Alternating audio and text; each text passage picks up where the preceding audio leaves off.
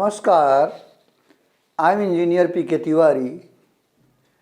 Today I am going to explain database concepts.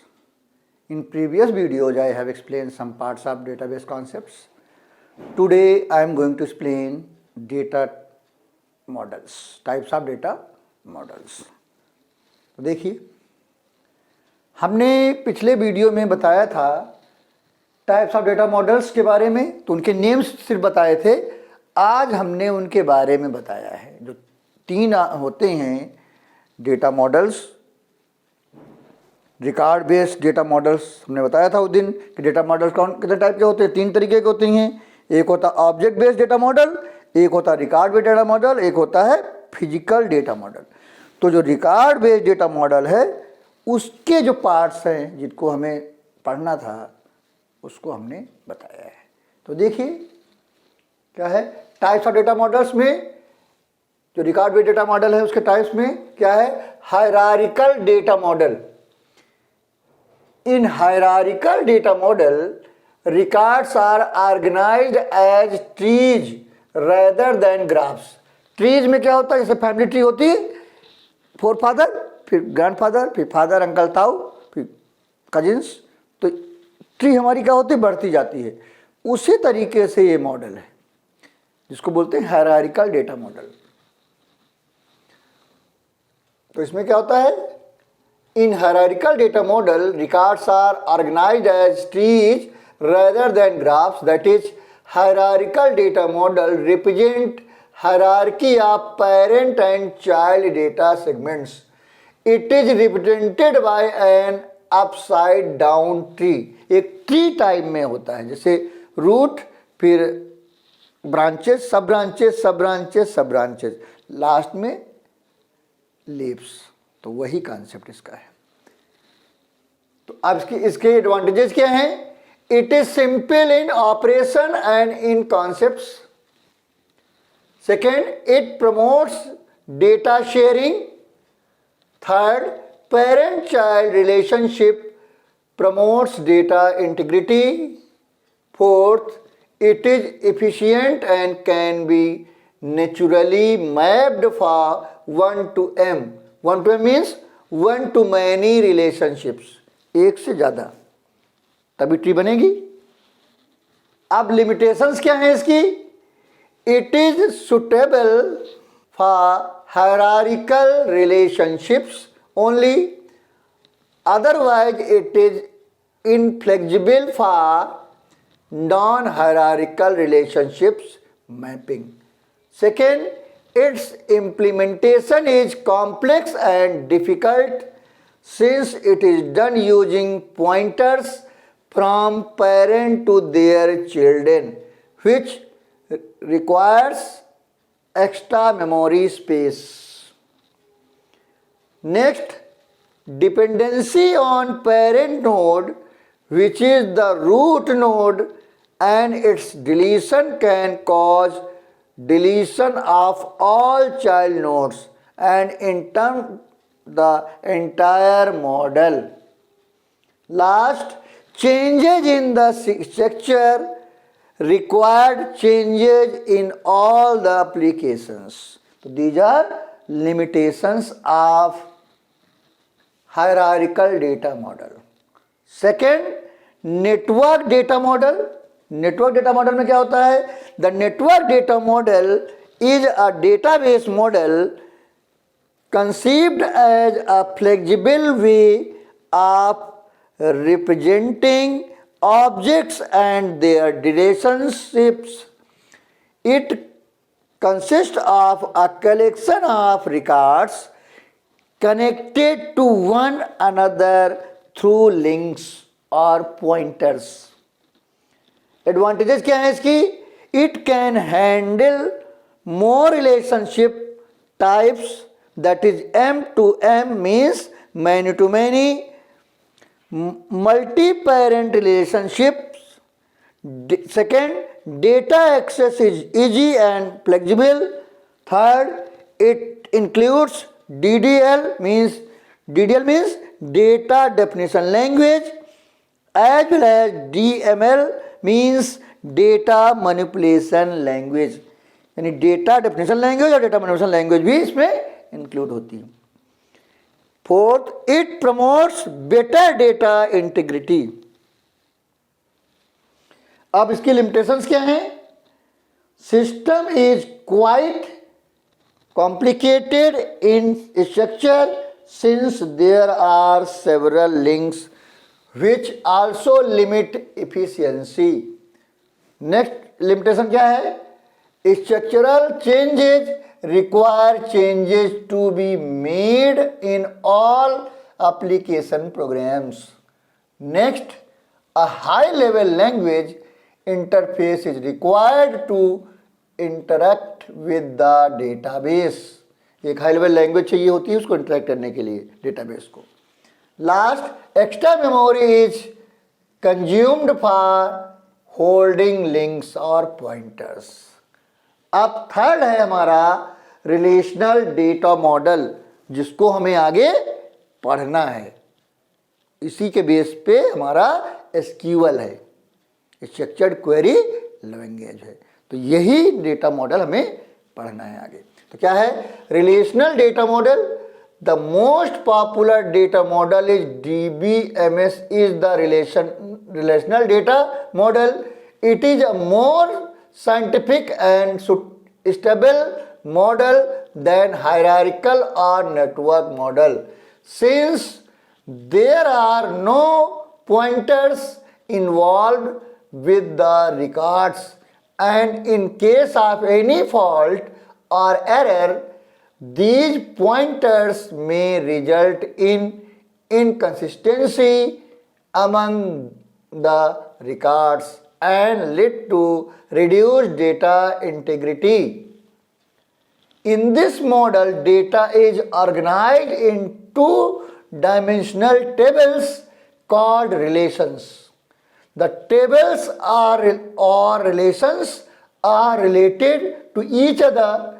A relational database is based on this relational data model developed by E.F. Codd. एक scientist थे E.F. Codd. In this type of database, the data and relations between them are organized into tables having logically related records containing the same fields. The contents of a table or relation can be permanently saved for future use. Thus, this model is simple and has all the properties and capabilities required to process data with storage efficiency. A relational data model consists of a collection of tables, each of which is assigned a unique name, that is, it represents the database as a collection of relations or tables. तो database का नाम होता है, उसके अंदर tables होती हैं, उनके अपने अपने नेम्स होते हैं। उन टेबल्स के अंदर रिकॉर्ड्स होते हैं और हर रिकॉर्ड की फील्ड्स में होता है। ये हमने आपको बताया था। तो अब क्या है characteristics of relational database. Relational database की कैरेक्टरिस्टिक्स क्या है? Data is conceptually represented as an orderly arrangement of data into rows and columns termed as a relation. Each relation is represented as a table. क्या होती हैं इसमें? Tables होती हैं। Tables रोज और कॉलम में डिवाइडेड रहती हैं। Columns described in a table are the attributes that belong to an entity which is modeled as a table. Every row in a table represents a single entity. All the values in a relation as scalar. that is at any given row or column position there is one and only one value. All operations are performed on the entire relation and the result is an entire relation. These are characteristics of relational database. अब क्या है advantages of relational data model? Relational data model provides structural independence by using independent tables. Changes made in the table structure do not affect data access or other application programs. It is represented in the form of tables, so it is simple and easier to understand.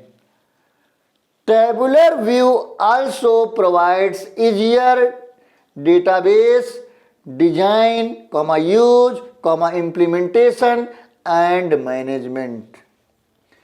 Built-in query support based on SQL. SQL means structured query language is provided by RDBMS. RDBMS means Relational Database Management System. Data organization and manipulation is easy, flexible and faster. Powerful structure, designing and processing capabilities of Relational Database Management System isolate the end user from physical level details and thus improve implementation and management. Mathematical operations can be successfully carried out using relational database management system. अब क्या है limitations of relational data model? तो limitation क्या है? The relational database management system incurs hardware and system software overheads. The size of database becomes very large. These are limitations of relational data model. तो आज हमने आपको बताया types of data models. आगे हम आपको बताएंगे relational database. So please take screenshot. तो आज हमने आपको बताया टाइप्स ऑफ डेटा मॉडल्स. इसमें कौन कौन से टाइप्स बताए? हायरार्किकल डेटा मॉडल, उसकी एडवांटेजेस, लिमिटेशंस. फिर नेटवर्क डेटा मॉडल्स, उसकी एडवांटेजेस, लिमिटेशंस. फिर रिलेशनल डेटा मॉडल, उसकी कैरेक्टरिस्टिक्स ऑफ रिलेशनल डेटाबेस, फिर एडवांटेजेस और लिमिटेशंस. अब अगले वीडियो में हम रिलेशनल डेटाबेस की चर्चा करेंगे जिसको हमें पढ़ना है, यानी कि एसक्यूएल के बारे में बात करेंगे. तो आपको ये वीडियो कैसा लगा? अगर अच्छा लगा तो तुरंत ही लाइक कर दीजिएगा. अगर कुछ डाउट्स हैं, कुछ कन्फ्यूजन है, कुछ पूछना चाहते हैं तो आप हम कमेंट बॉक्स में जाकर पूछ सकते हैं. आप चाहें तो हमारे सोशल मीडिया में जाकर क्वेश्चन पूछ सकते हैं. उसके लिंक्स आपको डिस्क्रिप्शन में मिल जाएंगे. अगर आपने हमारा चैनल सब्सक्राइब कर रखा है तो बहुत अच्छी बात है. अगर अभी तक नहीं किया है तो तुरंत ही सब्सक्राइब करें, देर ना करें. देर करने से क्या होगा, आपको जो नए नए वीडियो आते हैं वो नहीं मिलेंगे. तो तुरंत ही सब्सक्राइब करें. जब आप सब्सक्राइब करते हैं तो बगल में बेल आइकन रहता है, उसको क्लिक करें और ऑल कर दें. इससे फ़ायदा क्या होगा, जो नए नए वीडियो आएंगे तुरंत ही आपको इन्फॉर्मेशन मिल जाएगी. आपको सर्च करने की ज़रूरत नहीं पड़ेगी. अगर आपने हमारा चैनल पहले सब्सक्राइब कर रखा है तो केवल वीडियो देखें, बार बार सब्सक्राइब करने की ज़रूरत नहीं है. और नॉलेज गेन करें और तुरंत ही अपने जानने वाले, अपने फ्रेंड्स, अपने रिलेशंस में जितने भी लोग हैं जिनका आप भला चाहते हैं तुरंत ही शेयर करें. जिससे क्या होगा, उनको भी नॉलेज मिल जाएगी. और अगले वीडियो में हम आपको पढ़ाएंगे रिलेशनल डेटाबेस. तो आप लोगों से एक रिक्वेस्ट है कि जब भी वीडियो देखें पूरा वीडियो देखें, कभी भी अधूरा वीडियो ना देखें. अधूरा वीडियो देखना कन्फ्यूजन क्रिएट करना है.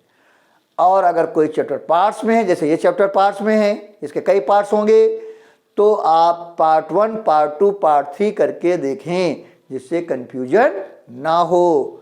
तो अगले वीडियो में हम फिर मिलेंगे रिलेशनल डेटाबेस के साथ। Thank you very much.